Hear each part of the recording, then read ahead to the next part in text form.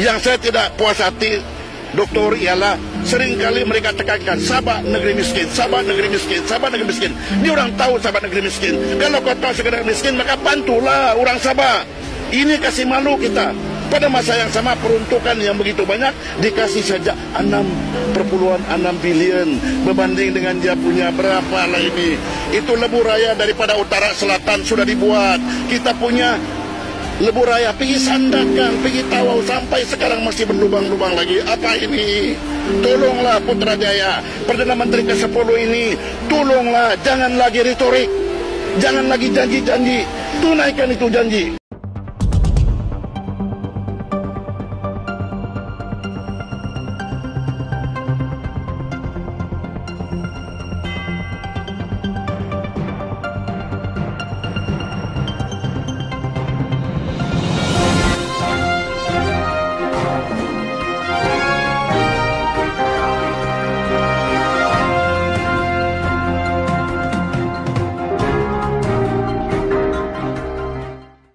Tuntutan 40% yang diperjelaskan oleh PMX sekarang ini saya kata menirukan.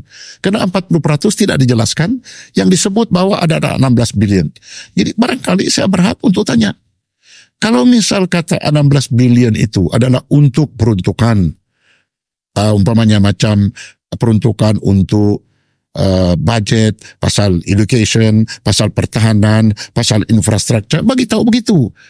Kalau misal kata itu 40%, langsung tidak ada dalam pemikiran dia bahwa itu bukan hak, kasih tahu juga supaya kita tahu. Tetapi kalau dipahami oleh pemimpin-pemimpin daripada Putrajaya bahwa betul kita mempunyai tuntutan, dan ini pun sudah diterima oleh mereka dalam beberapa pilihan raya. Pada ketika waktu bikin pilihan raya diakui betul ada, kami akan bagi dan demikiannya. Selepas pilihan raya tiada. Jadi kalau pendirian saya 10 tahun yang lalu, misal kata apa saja tanggapan orang Sabah sekarang ini dalam buku berpisah tiada. Jadi suara saya sekarang ini, saya bukan lagi speaker. Saya bukan lagi umpamanya berjawatan dalam jawatan menteri. Karena saya tahu kalau kau sebagai menteri mesti itu collective decision sama collective responsibility. Kalau kau tidak bersetuju dengan satu dasar kau akan resign. Berapa sudah menteri di Malaysia ini sejak diwujudkan yang berhenti daripada kabinet pasal tidak bersetuju dengan dasar? Tiada. Semua kita ikut saja. Bukan kita ambil daripada orang lain, kita ambil daripada negeri lain, bukan daripada federal juga. Duit kita, ya. Kadangkala kita ini bila kita diberikan pinjaman untuk selesaikan sesuatu masalah seperti air, dia bagi kita pinjaman karena kalau kita sedar pinjaman itu mau dibayar, tapi duit yang dipinjamkan itu duit siapa? Kalau kita sedar yang duit yang kita dipinjam kepada kita duit kita sendiri.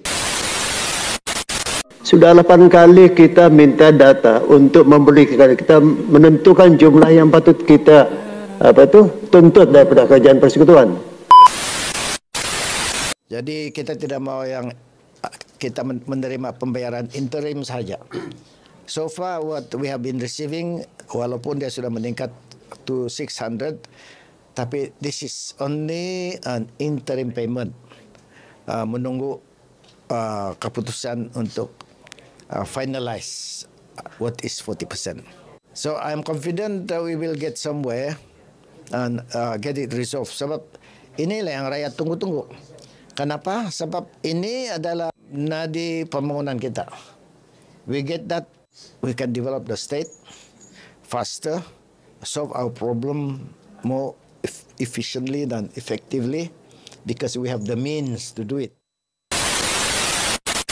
Kerajaan Negeri Sabah bersetuju menerima bayaran interim pemberian khas sebanyak 600 juta RM bagi tahun 2025 sementara menunggu perintah baharu digubal. Rundingan bersama Kerajaan Persekutuan berkaitan tuntutan 40% hasil negeri akan diadakan pada 30 Jun 2025. Menurut Pembantu Menteri Keuangan Pertama, Datuk Julita Majungki, keputusan ini selari dengan penjelasan Kementerian Keuangan sebelum ini. Beliau turut menyatakan Sabah tidak mempunyai akses kepada data lengkap hasil persekutuan yang dikutip di negeri itu, walaupun permohonan telah dibuat sebanyak 13 kali tanpa maklum balas. Tuntutan ini dibuat berdasarkan Perkara 112C dan Jadual ke-10 Perlembagaan Persekutuan, yang memperuntukkan Sabah berhak kepada 40% daripada hasil bersih persekutuan. Tuntutan juga merangkumi tahun-tahun yang hilang sejak 1974 kerana tiada semakan dilakukan. Sekiranya rundingan gagal, seorang penaksir bebas akan dilantik menurut Perkara 112D, 6, Perlembagaan.